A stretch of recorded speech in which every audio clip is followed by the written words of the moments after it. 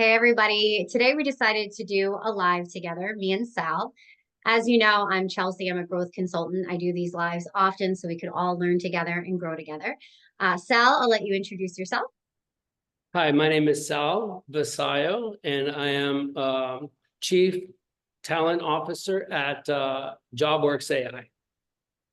We all love AI. So today I just wanted to talk to you a bit about hiring and what you've been seeing out in the world, why you created JobWorks, what it does, the role of AI in hiring, and the future of hiring, I think, is with AI. So everyone's going to be excited to hear from you and learn about your experiences. So to start, can you just share a bit about your background and how you ended up in the world of AI and hiring? A little bit about my background. Sure, I can. Thank you, Chelsea, first for inviting me and setting this up. And hi to everybody out there. Yeah, I don't know. I was born in Puerto Rico, so I come from a family. My father was an entrepreneur. He actually was a pioneer in PVC pipe and kind of invented and had many patents in that industry. So I was around manufacturing and distribution and seeing a lot of prototypes all my life. And I was also a swimmer. My father wanted us to be swimmers, so we trained frequently. We had a pool in each backyard where we had to wake up at 5 a.m. and train before going to school. And so I made it to the Olympics in 1988. It wasn't something that I was proud of because I didn't medal, and before it was like necessary to medal. My brother was a world record holder, so I had that he was my older brother, so I had that desire to achieve his goals and what he accomplished. So I had like a little bit of a resentment with my swimming experience, even though I did accomplish a lot. I didn't get what I wanted, which was admiration and and approval. Having said that, I've been in sales and business development and consulting all my life. And one of the biggest things that I've done was mergers and acquisitions, where I did very well selling online businesses. And basically during my period now, I've been working with a technology fund, and we started this venture several months ago, like 6 months ago, and it's been something that's been in process for many years that's now coming to fruition. So it's exciting. Yeah, there's so many things I could say right now. I mean, the fact that you're an Olympian is amazing. Also, I see a lot of athletes end up in sales and business development. I don't know if you've noticed that. I haven't noticed it, but I can imagine that people that have a competitive spirit are good in sales, right? So we find that to be very true. Yeah, Yes, and gritty, like we're very persistent, resilient, just keep exactly. going when things get tough because we're used to training. And when you're physically training, that, conveys over to mental strength as well. So it kind of And makes sense to me. what I believe and what I have experienced in my personal life is my journey to becoming or going to the Olympics. The most important part of the journey was the way that what I had to do to accomplish that, what Mhm. I had to eliminate from my life. So, recently I've gone through some health issues like 4 years ago, and I was broken, completely broken, physically, mentally, spiritually, financially. Everything came crumbling down. And when I went into this place where I didn't know what I was going to do with my life, a thought came up that just totally changed my whole life. And it was, I'm going to train for my life like I trained for the Olympics. And that was like, okay, so that means that I'm just going to, because when I swam, all I did, when I trained for the Olympics, it was a 2-year period where I just swam in the mornings from 5 to 7. We ran, we lifted weights, then I rested, I ate well, slept, and then back to workouts at 3. That was another 10,000 meters of swimming, and then I would sleep. So it was always focused on optimizing my performance during the workout. And so that's basically what I've adopted now in life. I just focus on what I have in front of me, and I kind of like eliminate all the distractions, which was easy for me and even entertaining because I've already done this before. So it was very, it was a great place to be, and where I still am. I'm still training as an Olympian to live a better, abundant, and free life. Yeah. That's the best message I think I've heard. I mean, you said that to me before, but it's something that the whole world needs to hear Yes. because it is important, especially if you're going through health struggles. And I'm very vocal about what I've gone through. And I wasn't an Olympian, but the mindset that I had got me through it. And my regimen and the way was able to adhere to a restricted diet for decades, and the training that I went through physically. I mean, there were times I couldn't walk, and I shared that with you. I was diagnosed with multiple sclerosis at 21. I couldn't even put one foot in front of the other. And Yes. I was like, no, I'm gonna walk. Like, this is not a thing. And I would walk the stairs of my parents' house, just up and down, trying to get my brain to connect with my feet. And that comes back to a lot of the training that I did as a kid. I was a gymnast, so I was in the gym like, I don't know, 6 days a week, sometimes seven, my dad says, 4 hour shifts. I mean, I was a gymnast all as a child, and then lacrosse player, gymnast still. And that translates over. And that Yeah. mentality is super important. And I really think that that's what made me successful. And I think it's what made you successful, obviously, not just with your health, but with your career. Well, yeah, I mean, and it depends on how you define success, right? Before success, when I went through that struggle, success was, having a joyful moment, or being able to tie my shoes, or opening up a bottle. So that kind of process, and right now, physically, how I feel.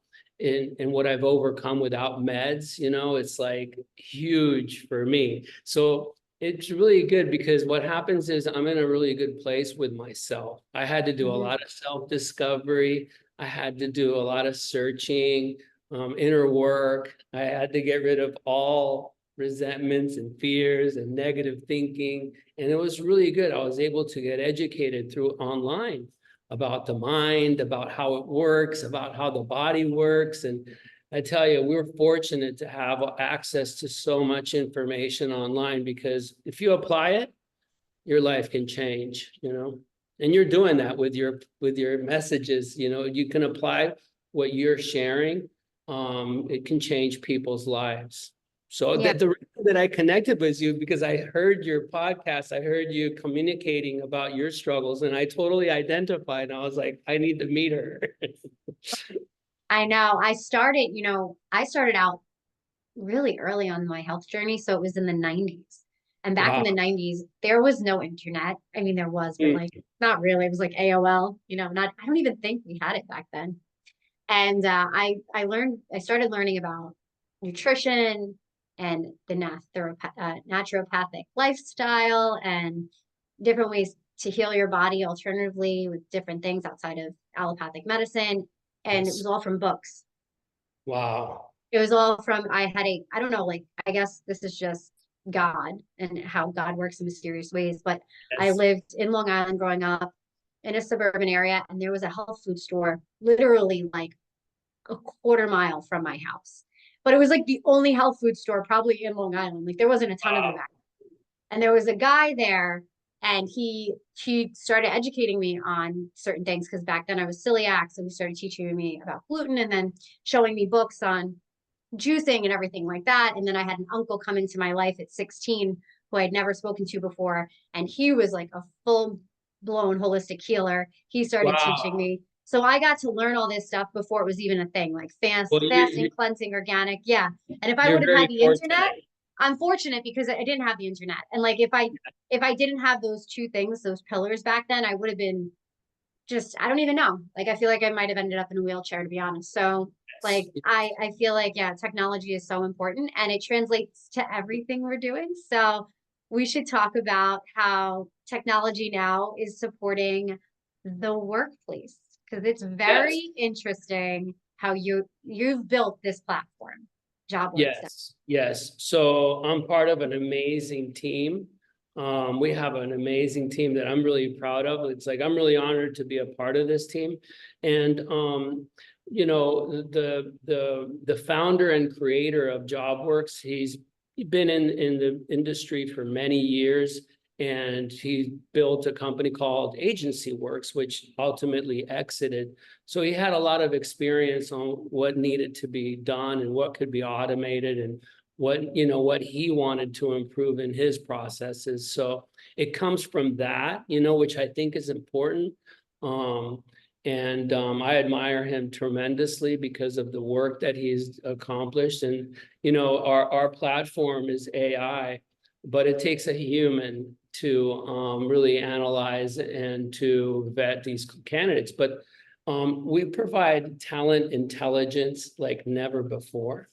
So it makes it a lot easier for a recruiter or an employer to be able to vet the candidate and really know who the candidate is without having to do the interview.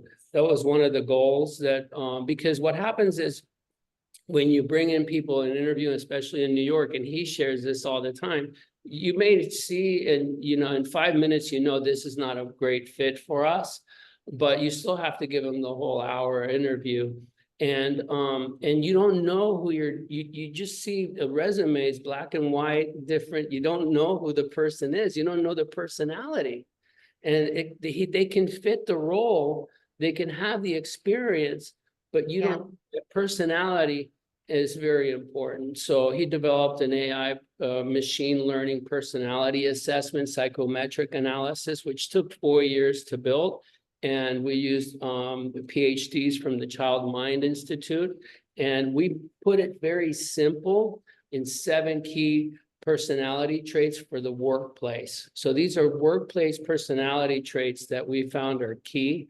And one of them is friendliness, competitiveness, leadership, like working with teams, interpersonal relationships.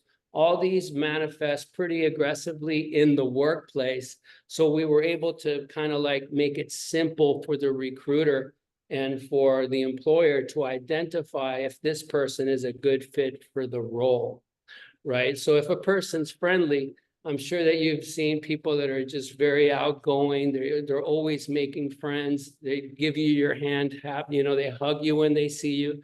These people have a high sociability score, and they become high on our tests as friendliness.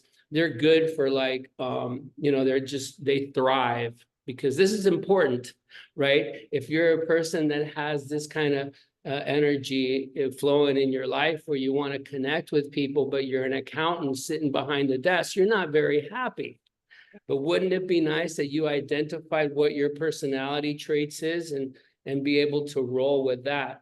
So it's been really good for me. I took the test personally, and I came out a little bit low on interpersonal relationships. And I didn't know much about that, so I looked it up and I studied it, and I knew that I had that kind of problem where sometimes I don't express my feelings that much. I'm kind of hesitant, and I hold things in. And so I learned about it. I started practicing a little bit more, and I started really speaking out and giving myself the opportunity to express myself. So it's also a good tool to enhance and to like help you perfect your workplace performance. When you're a little bit low on one, if you're not friendly, you can practice friendliness, right? Yeah, I think. I don't know. Maybe for some people, not so Yeah. much. So yeah, there's 2 parts, right, to this AI software that you've developed to help people Yeah. hire their candidates. And I always talk about this on LinkedIn and online. I'm always Mhm. talking about getting the right people in the right seats. I read a book by Gino Wickman called Traction, and the whole book is just about getting the right people in the right seats. And it's become kind of like a hiring Bible to me because I've screwed up so miserably over the years in this. And I think, like in most things in life, when you fail, you start to rectify and learn why you're failing and research and become better at it. Now I almost feel Yes. like a little bit of an expert when it comes to hiring and judgment of Yes. characters. Because again, I did make mistakes along the way in hiring the Yeah. wrong people. But what I love about JobWorx is there's two sides. So you have the one side where if you have a company and you want to hire someone, you can use the tool to do assessments, right? You can do Yeah, the tests. You can learn more about them, not just their personality, but their online presence. You can learn about everything to yes, help make better informed decisions and not maybe waste that time like you talked about during that hiring process, having pre-screened a little bit more. yes, And that helps support the HR department. But then, that's also a database where applicants can put in their information and find jobs. So there's like two right. sides of it. When it comes to hiring, for me, I think the hard part has been people come in with like that mask on, Yes, and everyone's resume says the same thing. I'm in sales, so oftentimes it's like we increased revenue by 30%. Like that's like the ticket number, right? 20-30%. And I closed X amount and did this and I did that. And like all these people saying they did all these things. And it's hard sometimes to know, like, did they do it? Especially if they're in a leadership role, or did they hire someone to do it? Do they actually know how to, roll up their sleeves and get the work done? Or is it like, is it a lie? Like, is everything they're saying on a resume kind of just like they dictated it and they got it done by other people? yeah, yeah. Yeah. So I So, think removing the mask is important. yeah, and let me tell you, our AI, vets candidates, and it really it can give you a churn score. So how many times this person has been switching from job to job, which is a little insight. It'll give you his experience, where he's worked at. I mean, it's incredible the amount of information. It'll give you a score on match. So if it matches your job post and your job requirements. So let's say you have 1,000 resumes, and automatically when the person submits his resume, it'll give you a score. So it's a 50% match, 60% match. So you eliminate, you first of all, you're able to vet each resume, which most people don't. They just pick the first 20 and find the one they like and then interview that. So it goes through all their works, all their resumes, 1,000, and then it gives them a score. Then we do the personality assessment, which is also another way to vet candidates. So if you're looking for a bartender, bud tender, a person in customer service, then you would want somebody who's friendly, so you would search out of those 1,000 candidates a friendly, who are the friendly ones, and then you can go and see what their score is, right?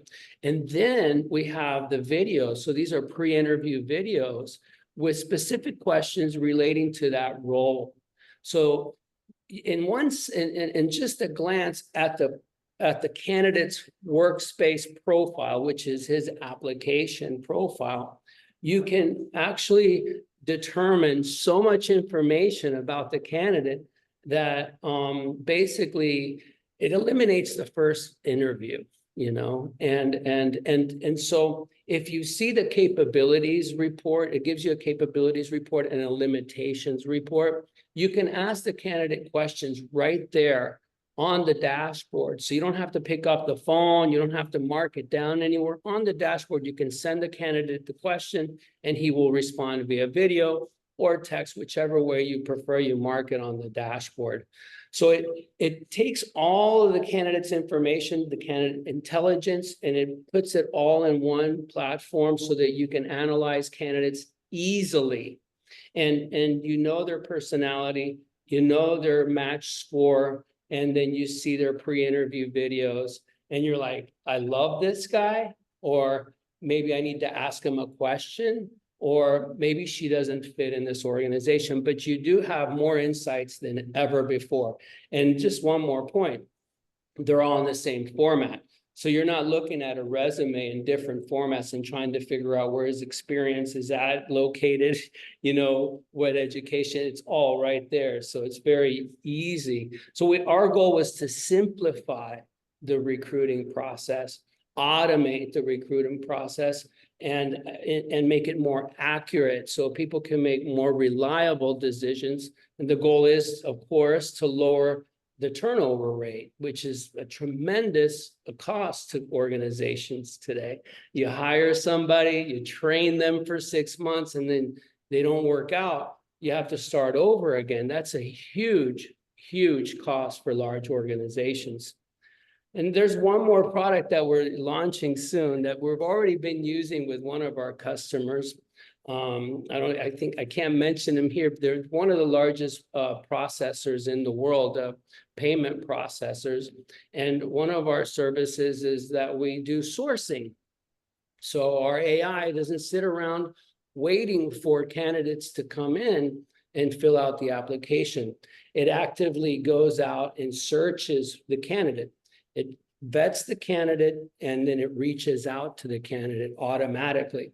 So for instance, for this payment processing organization, we're hiring for them in London, and they need to have a candidate within a 10-mile radius of the office in London. So that's a very targeted niche role. And in seconds, we were able to identify 150 candidates that fit the role. And we don't vet candidates that don't fit. So we go after the ones that already pre-vetted, and it's a predictive vetting, predictive work. It's beautiful. So can we take a step back? Because here's one thing, and not to play devil's advocate, but the resume is a problem within itself. Yes. I've been blessed. I haven't had to put together a resume in a really long time because I'm a fractional leader and a consultant. Yes. But even if I try to put together a resume, and like I've dabbled with the idea of full-time employment, it's never a true reflection of me. And not Exactly. and people do a really bad job of logging their successes. And I'm even to blame for this. And I preach all the time how everyone needs case studies and like to write Yeah. down their successes as a business owner. But as an individual who's had many roles, which isn't always a bad thing, by the way, like people who job hop, that's not always a bad thing. No. There might be a good reason for that, right? So I don't know. I don't know how I feel about like the AI looking at the resume. This is something I've always struggled with because the resume it never is a good representation of the person. I understand. I understand completely. That's why our platform doesn't depend on that alone, right? Yeah. That is just one tool. It's so important to be able to express yourself, right? Mm-hmm. And it's so important to be able to dig into the person's personality and have some kind of result, some kind of information. So that's why we have our personality assessment, which is very accurate. And I recommend everybody to take it. I mean, it's just really cool to see. With me, it was like, it was perfect. It identified a problem that I didn't know I had. But once I saw it, I was like, oh my God, that is a major issue in my life, And so I need to address this. And so, but the videos, the pre-recorded videos, I have candidates that have said in their interviews, like, I'm so glad that I get to express myself fully than just a resume, And so, and that candidate, he was for a general manager role. He came out, this is a great example, and I could show it to you. I got it it happened. This is a real thing. He came out as a 50% match in the job requirements. So he's someone that normally people would not vet because of the AI scan, But when I looked at his personality test, he had a high score on friendliness and leadership, which was key for me as a hiring person. It was key for me for the general manager role for a dispensary. We were targeting that market when we launched. So I really liked the guy. When I saw his videos, I loved his personality, it was excellent. When I saw his videos, it was amazing. It was amazing because I would have completely avoided him because of what you mentioned earlier. My resume doesn't really fully express who I am. But at JobWorx, that's what we've tried to do. We've given the candidate the ability to shine and to give, just express himself through the videos, through the personality assessment, and through the resume. It's just a beautiful thing. You're able to really present yourself to your employer. I love it. I mean, Yeah. and let me tell you, the workspace doesn't just, that workspace profile is not just a resume, it's more than a resume. And you can use it for a lot of different things. Like, we've shared it with our team. So once I took the personality test, we all shared it within teams, and we identified each person's characteristics as far as workplace personality traits. And boom, the guy who is a little bit of a pain, he came out as a leader. So he likes to be responsible. He likes to be in control. He's always going to be trying to do. So it's like, oh, I can let him be now, because now I'm aware of how, and so, yeah, it helps with understanding and having empathy with other people and team members. I believe it did for me. So, yeah. What's important too is with the technology that you have, people have to remove that mask. You can't lie on these personality tests because they ask the same types of questions so many different ways. So if you're Mm. trying to be dishonest, it would be basically impossible Yeah, to yeah. figure out how to trick it. Ours is made with machine learning, so it's always Mhm. changing, and it asks the same question about 5 times in 5 different ways. You can, it'll ask you about competitiveness, but it's actually asking about your ability to be collaborating, a collaborator. So a lot of these personality traits, they have a side effect, something that happens if you're like this, you're not like that, right? So these questions done by PhD scientists are very, you can't trick it. I mean, maybe you can do something really stupid, but then that's not, that's not, we don't take that into, you can answer B the whole time, and that's stupid, but yeah, it Yeah, gives yeah, you of different course. options. Yeah. Yeah. And when you're hiring people, I mean, it is really important to just know who they are, know what you're getting, make sure you're putting them in the right roles. Going back to that book Traction, and framework that I use from that book is GWC, and it says, do they get it? Do they want it? Do they have the capacity to do it? Because in my Mhm. experience, it always Wow. comes down to one of those three things. So when I've hired people, sometimes they just don't get the role. Like they don't understand it. They don't get it. Right? They don't Yes. even understand what they're supposed to be doing. They don't get what you're selling or what you're doing. They just don't get it. Do they want it? So do they Yes. want to be there? Do they want to be working? And then capacity. Capacity is huge. Like, do they have the capacity, not just the mental capacity, but the physical capacity? If you're hiring somebody who's, and I've been in that situation, really sick at the time, maybe they don't have the capacity to take on all the work you need them to, Right. or a single mom and it's summer and they can't find camp for their kids. Like, they might not have the capacity to do the work. Right. Also, I've hired people like that. So, Right. Right. like, it's, those things have been helpful for me, but usually that's stuff that gets assessed once they're in the role, unfortunately. Yeah. Yeah. Well, I think now today with this technology, we're able to get out that initial, interview out of the way, because we have so much insights on the candidate, and he's fully expressed himself on the videos, and you kind of know who's acting and who's not. And so it's kind of intuitive. It gives you the ability to make a determination, a better determination than just a resume. So yeah, but once you do that interview, you can delve into those topics, how many, what's going on behind the scenes. And I think you nailed it. Passion is so important.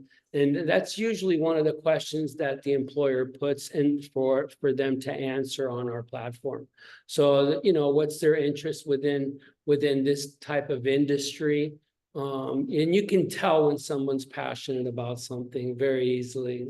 Yeah, I think I have that ability. It's one of my gifts. I am a bullshit and guy. I can find it fast. Well, that's kind of how I've been hiring now. I have like a bullshit detector and I just rely on my Yeah. intuition, because when I make decisions based off my gut and intuition, they're Mm, always right. Not that I'm right. also very data driven. You probably know that. Like, I'm an Excel Yes. junkie. I have a finance degree, so obviously very data driven. But that Amazing. intuition matters. But combine that with AI, I think it's golden. Yeah. The passion is important, by the way, because I'm in sales and I've been selling things since I was 17, 18 years old. Wow. When you don't believe in what you're selling, Oh yeah, it's forget about it. really hard to sell it. Forget about it. Yeah. Even for me, it's just painful. And it comes across into the interaction because ultimately there's that subconscious feeling inside of you that what you're selling to the person isn't really going to benefit them. And then they can Yes. feel that on a subconscious level and it dissolves the deal. Yes. It's hard to close. Yes. Yes. You can feel a lot of things. It seems like you have that awareness of energy, right? Like what's going Hmm. on with the person. I kind of sense with facial movements and body language and words that they express. I kind of know where a person's at in their life pretty quickly. So have you had people using this and finding success with Yeah, the yeah, product? we do, and I wish I could mention names. I'm not sure. I can't. I really can't right now. But yeah, we've gotten some testimonials, and some are going on the website. We're building another website. We're launching new products. We're AI first technology company, so we're always going to be rolling out new products. But yeah, it's super exciting to be in this journey because I love people and I love big business. So it's like really cool to be in both at the same time. I get to help companies build teams. And that's what it's all about. Helping companies find great people so they can build great teams and be successful. That's my goal. Yeah. Your entire success of your company and the growth of your company relies on the people and the Some leadership team. people, yes. It's people. Yeah. So At the end of the day, they're not employees, they're people. they're people. They're well, that's one thing. I mean, I kind of like I feel responsible. I mean, it's like something I have to deal with because I'm kind of like a guy that I get too attached to want to help everybody. So I try to manage that a little bit. Hmm. That's a Yeah. good thing to manage. So if people want to use JobWorks, they would go to JobWorks AI. They can become an applicant. Yes, yes, yes. Or follow me on LinkedIn. I want to build my network. I'm following your advice, and I thank you so much for being a part of my network. And yeah, I'm super excited to see how this all unfolds. Very exciting times. Well, I keep telling you, LinkedIn is a gold mine. It's a great place Yes, to connect with B2B decision makers, people that are hiring, applicants who are looking for new jobs. Everybody's always trying to find a better opportunity. So you're in the right place on LinkedIn. yes, I'm in the right. 100%. Yes. I got to overcome some of I got like I can create content, but I always have fear, and so I don't start and like dealing with this, but I'm excited about it because I am ready to go, and we're gonna start soon. So let's see. You have to treat it like you're training for the Yes. for the Olympics. I'm gonna practice. Thank you so much for that. I will do that. Yeah, every Practice. day, a little bit of writing. It's all about consistency. It's never going to be perfect showing up on a platform. It took me a long time. I told you I hired agencies and copywriters and consultants. I spent well over 10 grand throwing spaghetti at the wall, getting no engagement, no leads, no closed Hmm. deals from my content. Fortunately, I did develop an outreach method back in 2017 that closed over $1 million worth of business. But then, being the person that I am, I'm like, well, that's not good enough. I want to do content and I want to generate from content. So it's Yes, been a journey, one that just started working about a year ago, not even. So it that's takes a great. lot of time, just like anything else. Train for it, keep doing it, keep putting it out there little by little. You'll perfect it. You'll win at this game like you did at everything else. Thank you so much, Chelsea. I really appreciate your time and thank you for having me here with you in this platform. Yeah, LinkedIn Live. Awesome. Thanks, Sal. Have a good day.